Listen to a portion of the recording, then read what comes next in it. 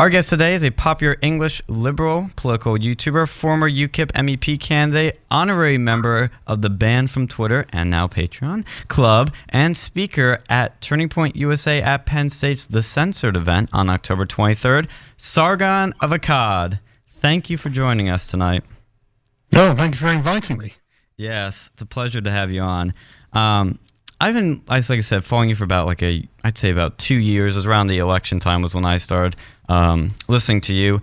But from what I understood, you started off with YouTube kind of as a side thing. I don't know if I have that correct. But how did you go from basically just an average British citizen to this massive political YouTuber now with almost 1 million subscribers?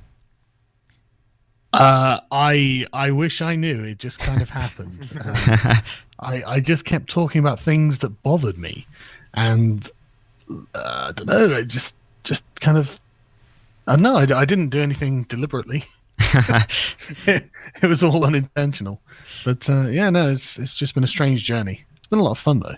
Yeah, it has to be. I always ask that question of all of our guests because we've had Mike Cernovich, Milo Yiannopoulos, a few other people on the show, and it's always interesting to see where people have gone from and then where they end up now. Yeah, for me, it wasn't intentional. It was all accidental. But, I'm happy with how it's all gone. Yeah, absolutely. So, I've been talking to your assistant, Kayla, about this, but the college Democrats here are calling for our chapter to be defunded and shut down for hosting you at our event. And really? I think it's rather interesting that they say in the letter, their statement they put out, they basically say, and I'm not even stretching this or exaggerating it, they say, well, we don't want to deter anyone from coming to see Sargon. We don't want to stop them, but we just want to shut down the entire club hosting him. How kind of them. I mean, they could have been saying, shut it down. and of course, it's an event called The Censored, so there's the added unintentional irony there. But what do you think of all this? What are your thoughts on it? I don't think there's anything such as violent words, which was the description that they put in their little letter. Mm-hmm. It strikes me as just childish partisanship. If you want the right to speak anywhere, then surely you've got to extend that right to other people. And if you don't, then you're not very liberal, are you? No. The United Socialists signed off on that, and the National Honor Society for Political Science, which that was the big one for me. That's pretty bad. I thought they were supposed to be like neutral. Aren't they supposed to be a neutral club? Yeah, but Sargon's a Nazi, so it's okay, right? According to left-wingers. But the main issue is that they know that I know what they're about. And most people don't. Most of what they achieve and what they do is essentially predicated on stealth. They don't really want people to know just how radical they are. And they are indeed radical. Yeah. Well, with all that said, though, what is your main goal of this speaking event? What do you hope to come out of it? I guess I just want to be able to speak my mind. I think that there are probably a few people who want to hear. And I think that, since I was invited, I think I should be allowed to speak.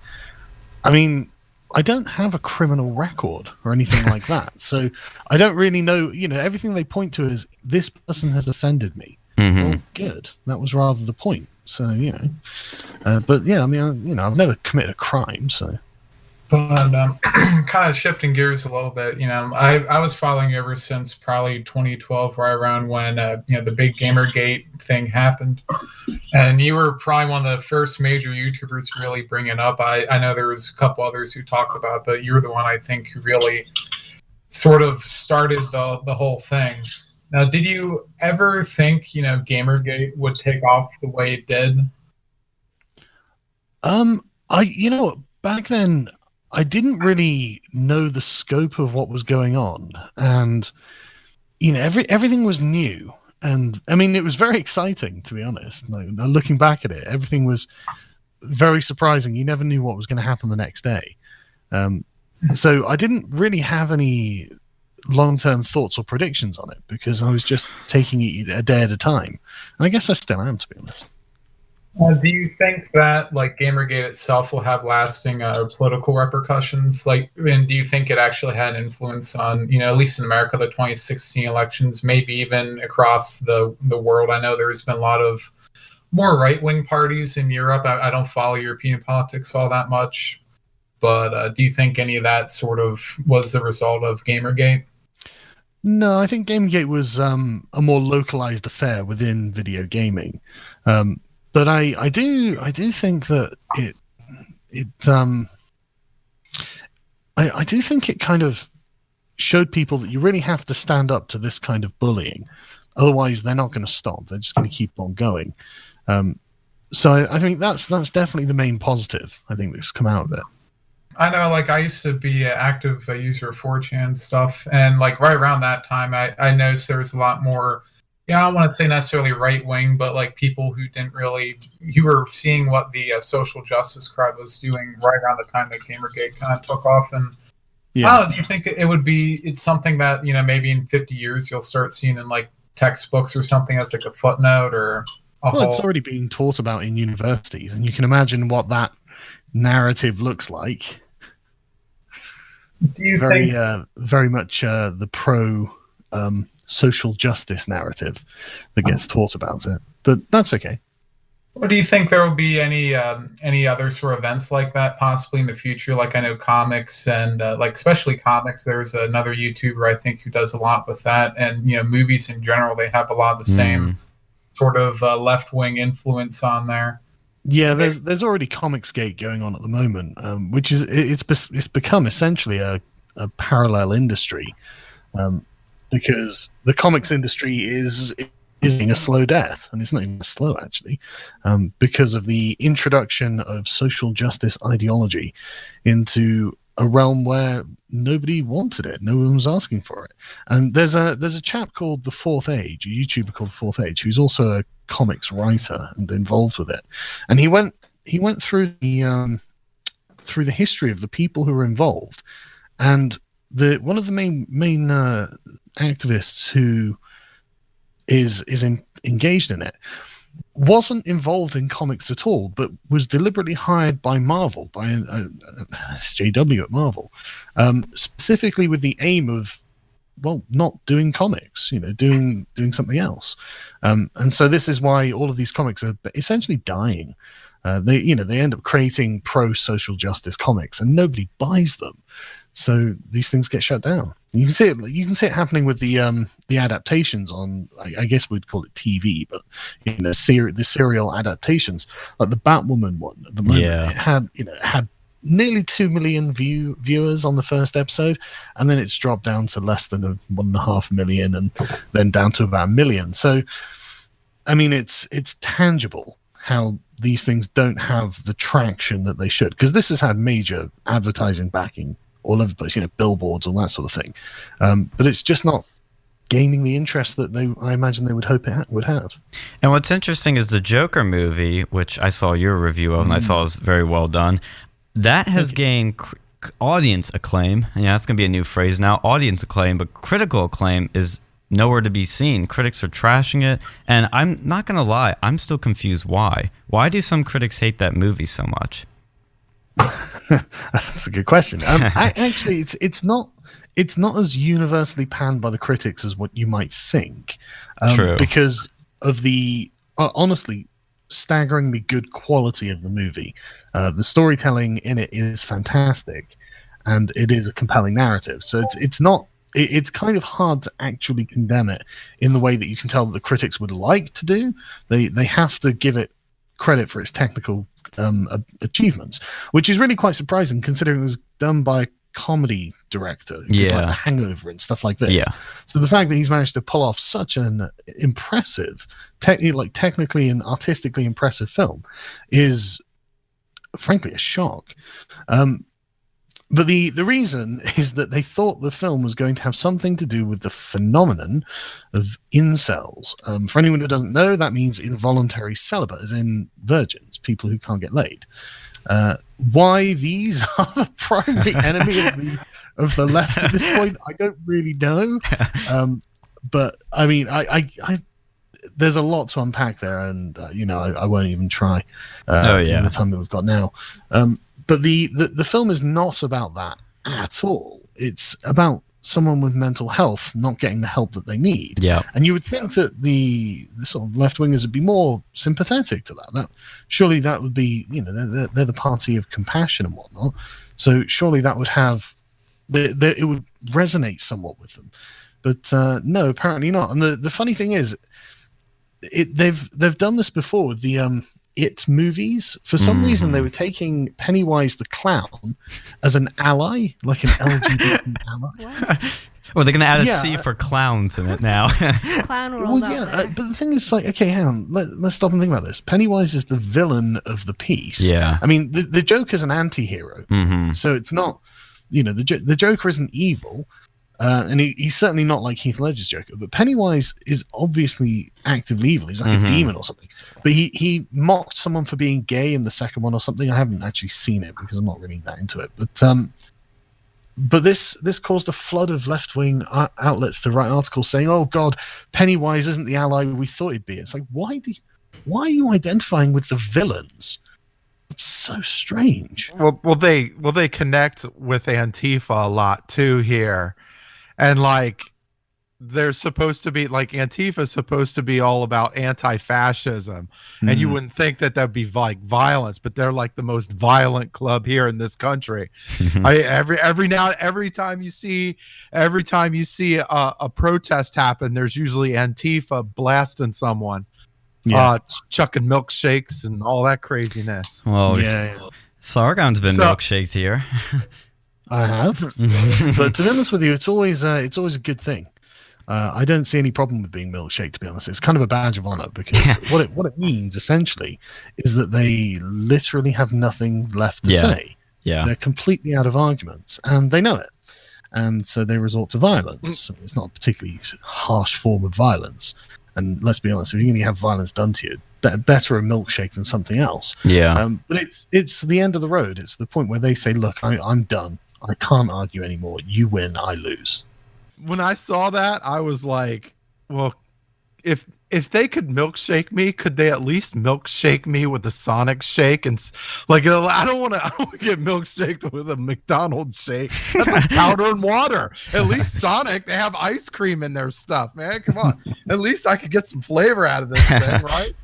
No, so we obviously we can't, have you on here without at least talking a little bit of British politics. I know. Horrific. I'm sorry in advance. Boris Johnson. Fabulous. They're trying to push a Brexit deal. What do you think of his plan? And do you see Brexit actually happening? Well, that's a very good question, and it's completely up in the air at the moment. The way the negotiations have been happening is that they've delivered all of the decision-making power to the European Union, which is ironic considering they keep so it's quite a complex situation. So in Britain, we don't elect a president, we elect our local MPs, and then local MPs, 650 of them, and then the MPs form parties or belong to parties, and then a party that has enough MPs elected to form a majority can form a government, and then they can govern the country.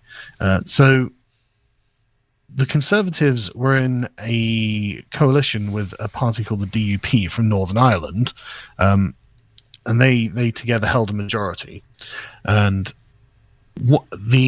during the course of the Brexit issue, several something like 20 Conservative MPs defected and became either independent or joined the Liberal Democrat Party, which are effectively the anti-democracy party in my country at the moment. And they're trying to overturn the Brexit referendum. So so this puts the government in a difficult position, because if they want to pass legislation through the parliament, they need to have a majority vote on it.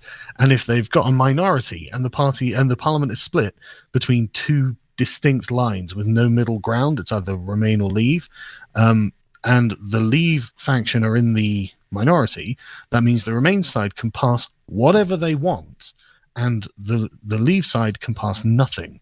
And so the Parliament has effectively been holding the government hostage by refusing to have a general election, because Boris would undoubtedly be able to form a majority if an election was called, because 2/3 of the constituencies of the United Kingdom voted to leave and 3/4 of the MPs voted to stay. So the Parliament doesn't represent the people. They are holding the government hostage. We can't have an election. And so Boris is just getting ground into the dirt. Naturally, this has got the full complicity of the European Union, because they benefit entirely. They get to make all the decisions in this regard, so they get to weigh everything in their own favour. But we also pay them over £1 billion a month for the privilege. So, I mean, I'm very, very frustrated with Brexit at the moment, and the situation in my country in general. So that's pretty understandable. Yeah, and I noticed that I think it was about in May, you finally took actions into your own hands, decided, hey, I'm going to run for office. I'm going to step into it. What did you learn from your experience running for office? I learned that there is absolutely no depth that the media won't sink to in order to smear your character. That's the primary thing. They revel in it. They were open about that that's what they were going to do, and they were very happy to do it. And it didn't matter that they were lying, because they're relying on the fact that they've got lawyers who can frame what they're saying in a particular way, so that if you were to take them to court, they would say, well, they're just reporting a rumor or something, or someone said that something, and it would require a huge amount of money to sue these people. And so they effectively can get away with it. And I mean, it's not a problem for me, because I've got a large audience, I've got a lot of reach, so I can, swing back at them and defend myself. But the average person in the public just cannot do that. Yeah. And so you realize just people should really think about this.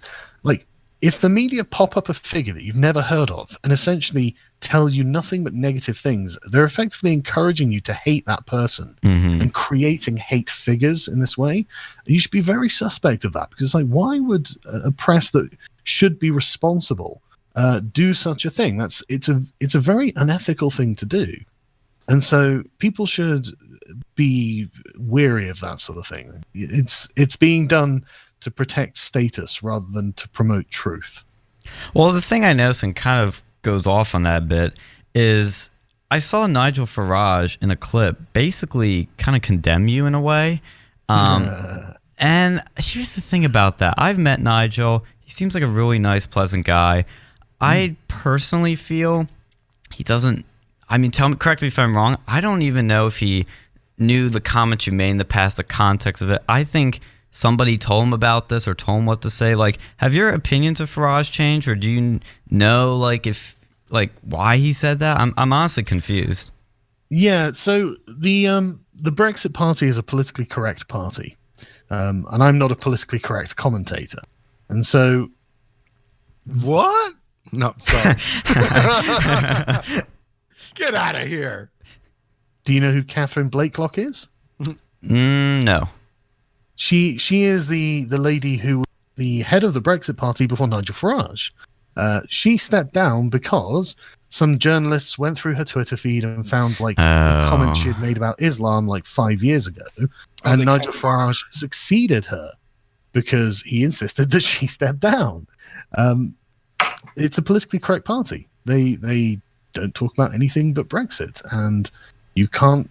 And if you have talked about things that are not Brexit in the past, then you can potentially see yourself removed from your position.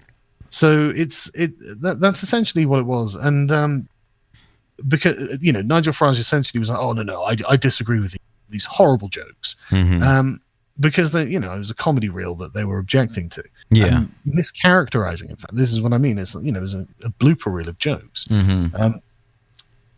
And the whole point, under it, I'd written, don't take these jokes seriously, BuzzFeed. But they did anyway, because they can misrepresent people.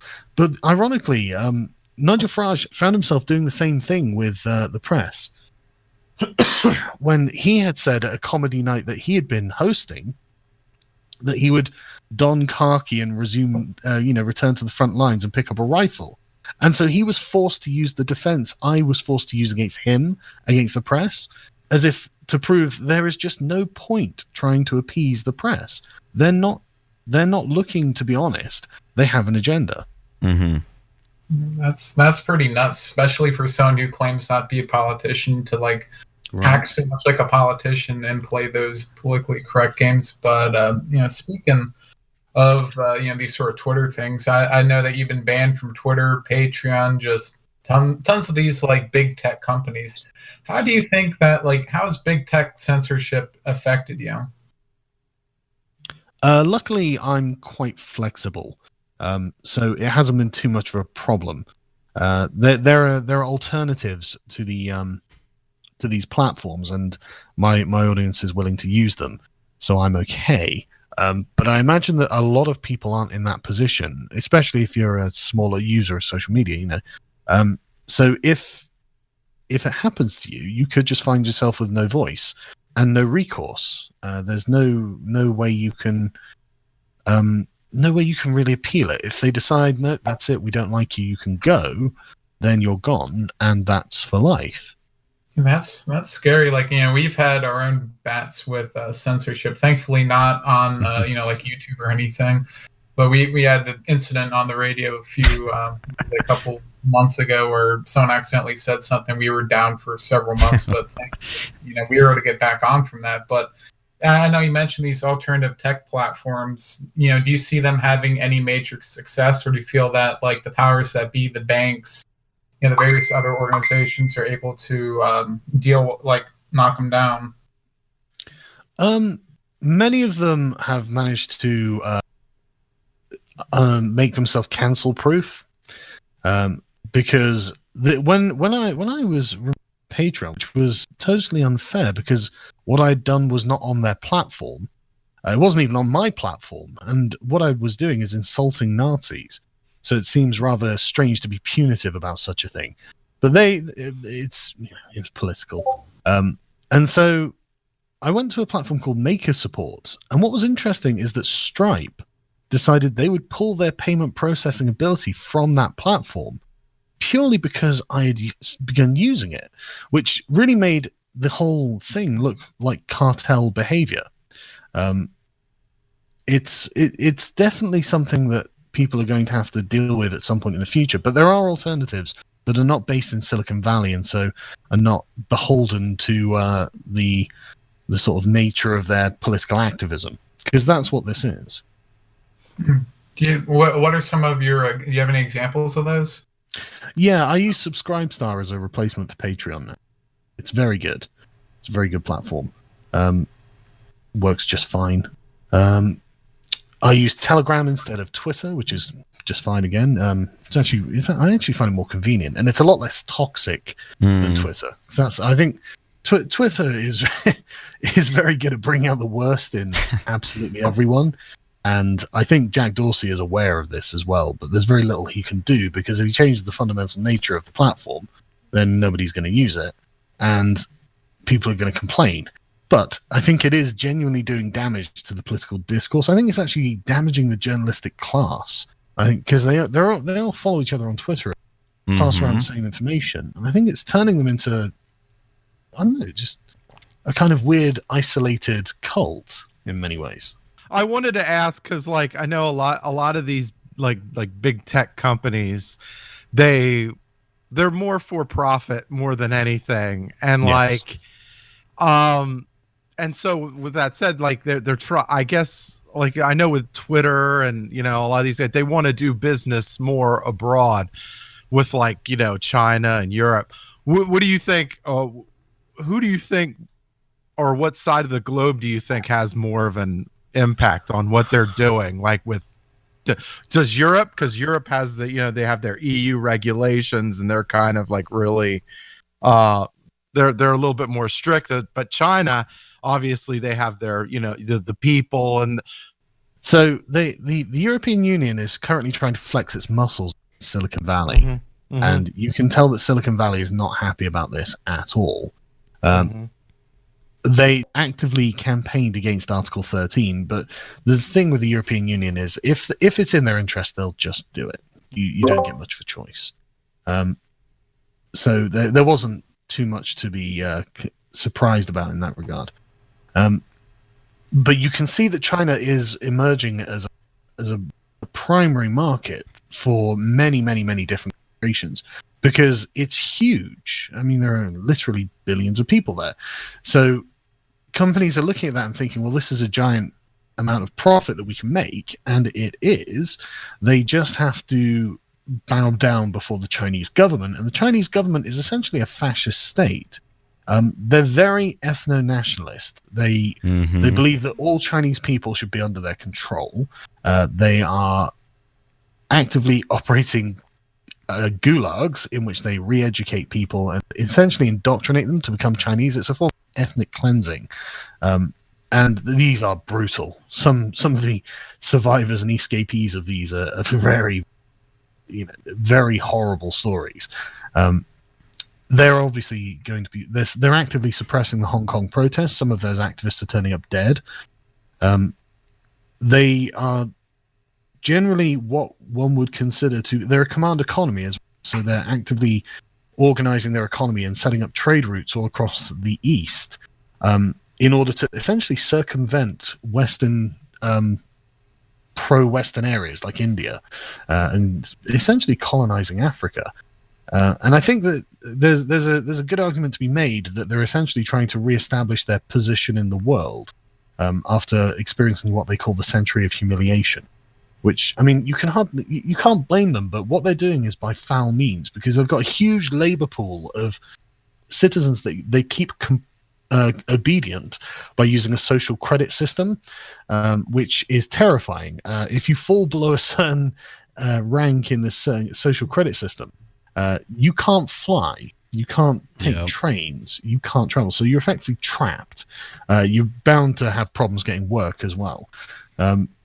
And this affects your friends too. So people around you will be affected if you do something that the Chinese government. It is honestly dystopian. And the NBA and all of these other Google are currently creating software for them that will help them do this more effectively. It's awful. And the West is totally complicit in this because all of these companies are making money. Yep. Yeah, do you think that we could have anything like that in the West in the next, near like next 10, 20 years, like a social credit system come over here? I would be surprised if we didn't, to be honest. Wow. Honestly, it's convenient for the powers that be. That's the problem. So on the topic of just traveling foreign lands, so on the brighter side of it, this is more focused on the U.S. My question to you would be, what do you like about the U.S. that you wish the U.K. had, and what do you like about the U.K. that you wish the U.S. had? I like the fact that you have a First Amendment, and I wish that we had something similar, because we have thousands of people a year arrested, prosecuted for posts on social media. So that's a bit concerning to me, and I would rather it didn't happen. So that's definitely something that I wish the UK had. So what do I wish that the US had that the UK has? Tea, probably. Well, we have tea. It's really it's just difficult getting a nice cup of tea over here. We have tea, but it might not be the best. It may not be as good as you guys. You don't have a culture of it, you know what I mean? Yeah. So, We're coffee culture mostly. yeah, I know, it's awful. Yeah, Starbucks owns us. Yeah. I think the Boston Tea Party thing a few years ago that probably had to do with it. Well, yeah, that's probably why. Last question I have for you, because this might be a hard one to answer, but again, I've seen lots of your videos. I love all your content, but out of every video you've ever made, what is the video that you'd say you're most proud of making that just really resonated with you? Oh, my Starship Troopers one.